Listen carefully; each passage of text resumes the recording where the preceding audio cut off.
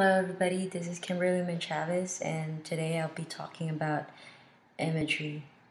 And what is imagery? Imagery is defined as creating or recreating events in our minds. And why does imagery work for athletes? Well, basically, imagery is imagery, in other words, is mental practice. And what do we do during mental practice? It's actually picking out a specific skill or technique that you want to work on over and over again in your mind and polishing it, harnessing it, and when it's time to perform or execute the technique, it's actually much easier on your body and you're able to focus and redirect your energy to it.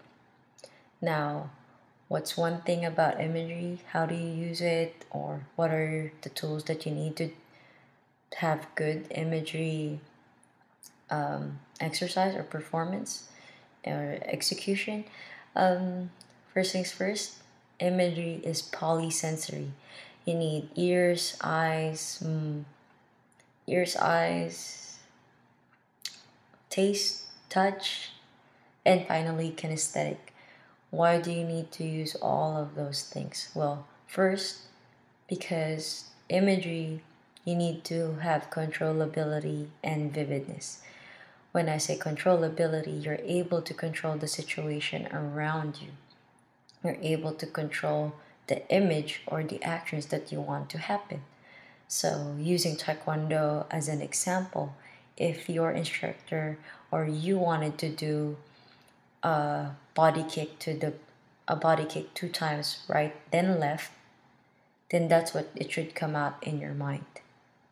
Or another example would be when your opponent attacks you and kicks you on the back, your reaction would be sliding back and hitting and countering that movement.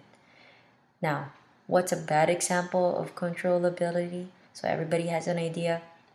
Let's go back to that last example where your opponent wanted to attack you.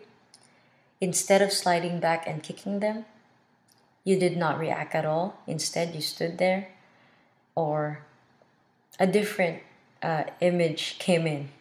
Maybe the image of your dog barking and trying to um, piss you off. So that's a bad example. So maintaining that image in your head is very important. Now for the vividness comes in. It becomes very effective again if we go back to those senses. Vividness requires you to have a good idea of what you want to see. So vividness of the image around you. So using Taekwondo as an example while you guys are training, let's see, do you see the mat? Do you see your partner? Do you see your teammates? Do you smell the sweat? Do you taste your own sweat? What do you hear around you? And how does it feel like when you're bouncing and you're about to kick and do those techniques? So that's why vividness and controllability is very important when you recreate those images in your mind. Okay? Now, does it mean that when you recreate or create the images in your mind that you're actually doing it, that you should be present? Yes, you need to be present. Now, imagery needs to be done in real time. It needs to be realistic. It needs to be the same as what's going to happen in in its natural environment.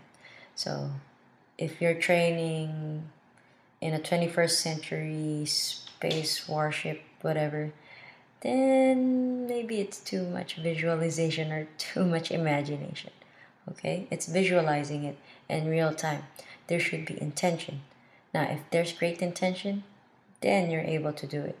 Now, with all those things that I'm saying, can you do imagery where you see yourself doing it? Absolutely, yes. You can actually do two types of perspectives in imagery. One is internal, two it is external. Now, when you're doing it internally, you're actually doing it by yourself. You're doing it. You're actually kicking, you're actually running, you're actually jumping in the air. Now, why do you need to do it internally? Because internally has its advantages. Its advantage is that you can feel your own movement.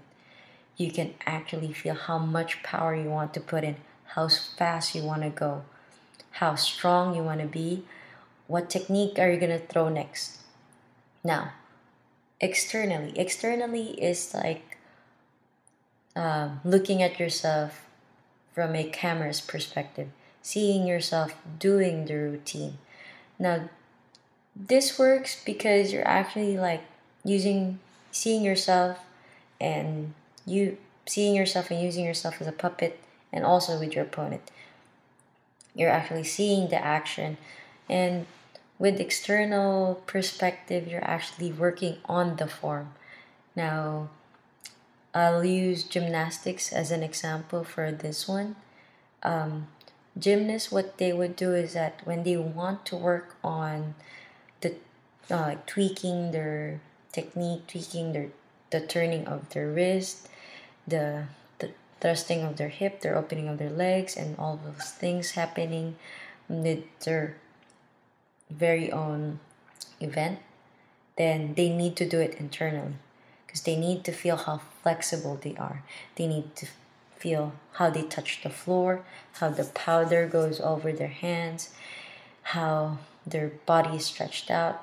Now, externally is working more on their form, what it looks like. And when you're doing imagery, what helps actually is that if you think what the judges want to see, what they expect from you, then try working it inside your mind. So those are the two perspectives, internal and external perspective.